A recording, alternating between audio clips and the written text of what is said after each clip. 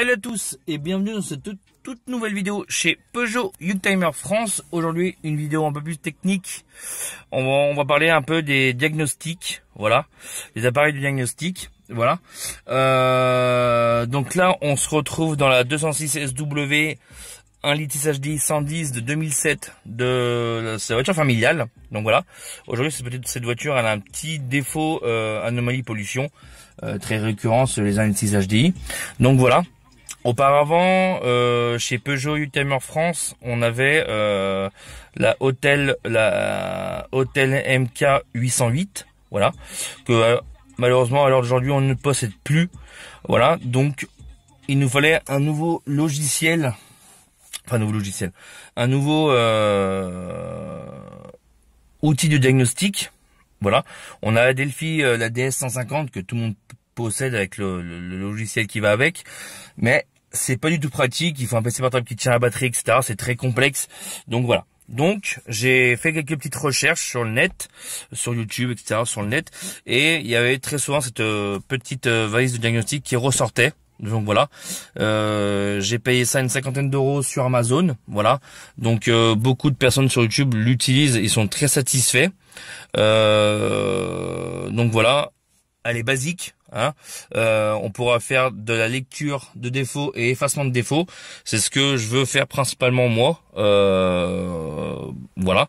Donc après, c'est sûr que si on veut quelque chose de plus performant, on aura la valise de diagnostic de chez Hôtel, la MK 808 que je vous parlais précédemment, qu'on a possédée. Elle est vraiment très complète cette valise, mais là on est sur quelque chose d'entrée de gamme pour débutants. Donc voilà, notre objectif c'est simplement de lecture et effacement de défauts. Donc elle prend en charge tous les véhicules après année 2000. Donc voilà, en l'occurrence pour cette 206, c'est une 2007, c'est une janvier 2007, donc théoriquement ça devrait passer.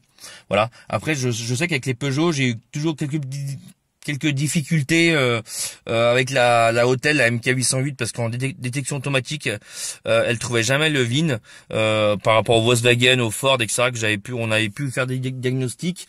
Donc on va voir. On va voir avec celle-ci si on arrive à rentrer en communication avec le calculateur. Donc voilà.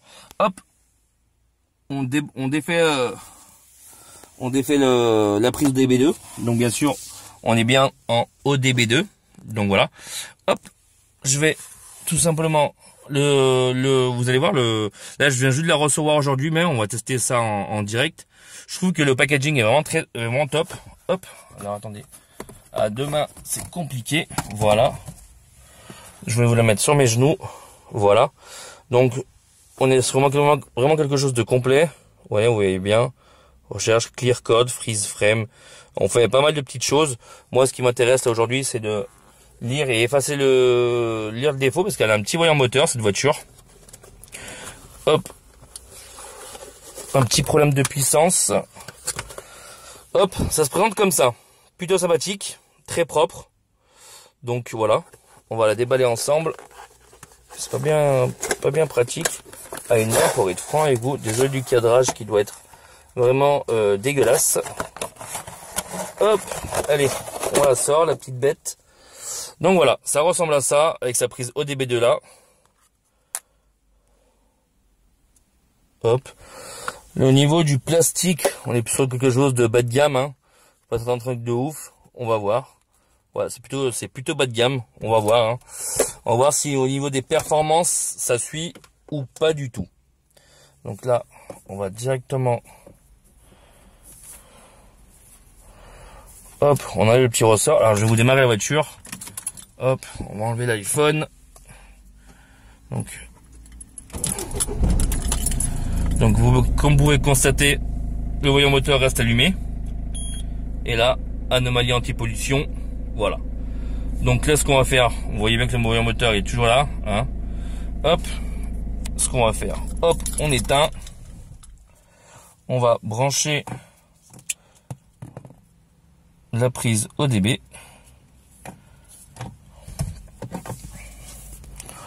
On va essayer de la brancher à l'œil. Alors, ça doit aller comme ça. Alors, attendez.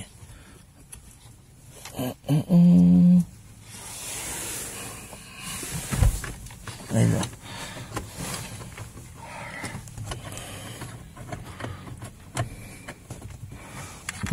dans l'autre sens.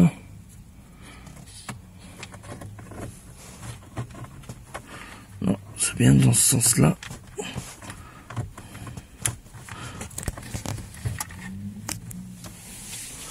Alors, est-ce qu'il s'allumait? Et ben voilà, il s'allumait, regardez. Alors, on va aller dans Setup. On va voir si on peut le mettre en français.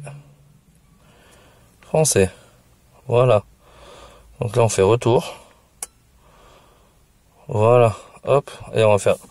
Donc là, ce qu'on fait, on va mettre le contact. Parce que pour chaque diagnostic, il faut un contact. Allez.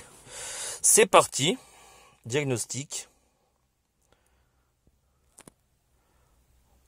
Et là, il doit interroger tous les calculateurs de la voiture. On va voir s'il fait le travail, s'il fait la lecture déjà dans un premier temps, et ensuite les effacements des défauts.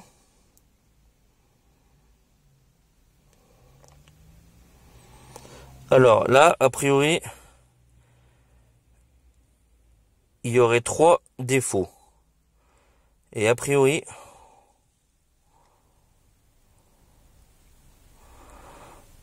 donc lecture des codes.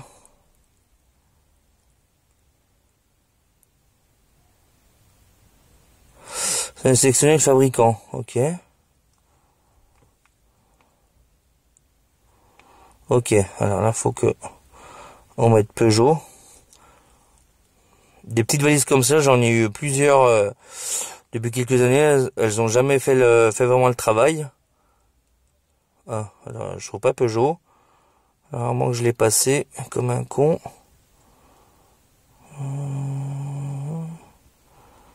Ah, puis c'était là.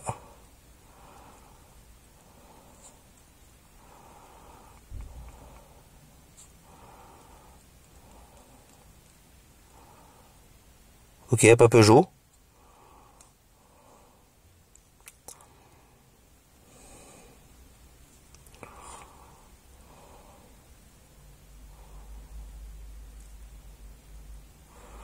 Alors j'ai mis Peugeot parce que bon, PSA, c'est à peu près la même chose. Alors ils me disent système d'alimentation en carburant fuite, d'accord. Le code de panne n'est pas trouvé à la banque de données, ok.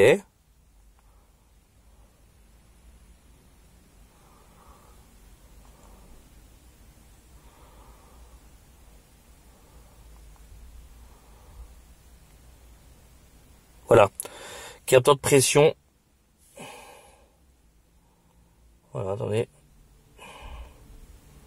Capteur de pression de la rampe de distribution. Ça, c'est le capteur de pression de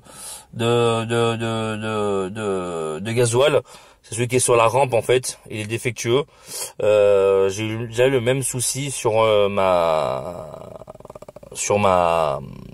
336 HDI. C'est un petit capteur de pression, on appelle ça le capteur de pression de carburant. Il est défectueux.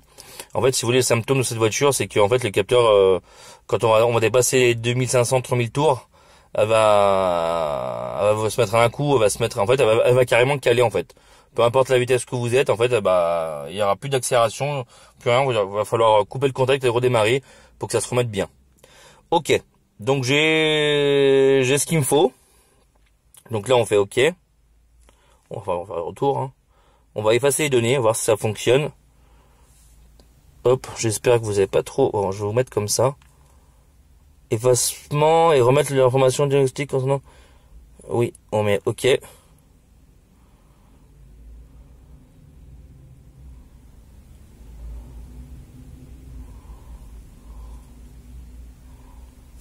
Bon, entrée, je suppose que c'est OK.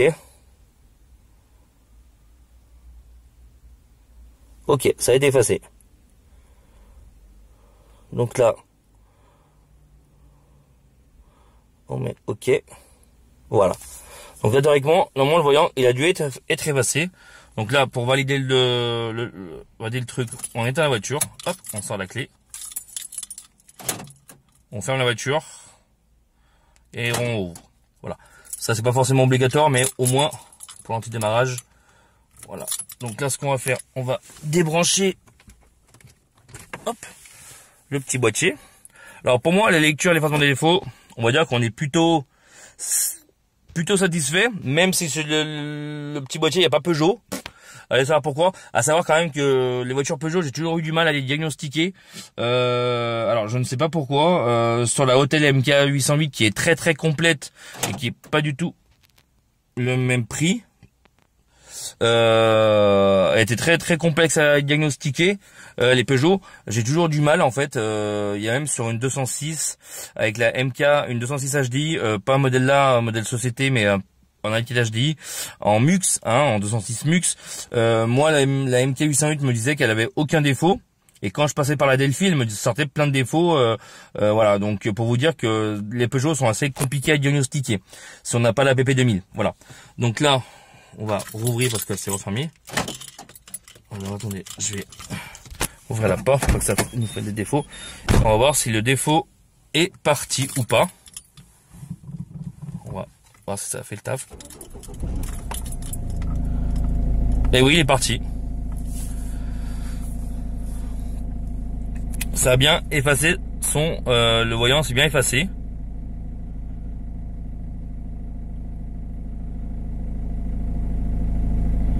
Donc plutôt satisfait de l'opération de ce petit boîtier, on va dire. Pour le prix qu'il m'a coûté, il fait très bien le taf. Il a pu se connecter à la 206 sans trop de problèmes. Plutôt satisfait. Une opération comme ça aujourd'hui en garage, c'est une bonne 50aine d'euros minimum. Voilà. Donc là, le voyant est bien parti. Donc on va voir s'il va partir dans la durée. Mais bon, à savoir que j'ai eu ce problème. Là, je l'ai effacé que temporairement. À savoir qu'il va revenir. À moins que ce soit un problème fugitif. Parce que à savoir quand le voyant est apparu, c'est moi qui étais au volant et la voiture, j'avais fait, je crois, pas loin de 300 km j'étais parti à livrer une voiture. Je crois que j'avais dû faire 300 km en l'espace de 3 heures, quoi. Donc peut-être qu'elle a pas aimé et voilà. Donc voilà. Donc plutôt satisfait de ce petit produit. Bon, je vous le recommande. Voilà. N'hésitez pas si vous avez des questions ou autres, ou même des impressions positives ou négatives sur ma vidéo. N'hésitez pas. Voilà. En tout cas, j'espère qu'elle vous aura plu. C'était Mike pour Peugeot Youngtimer France. Sur ce, on se retrouve très vite pour de nouvelles vidéos. Allez, ciao, bye bye.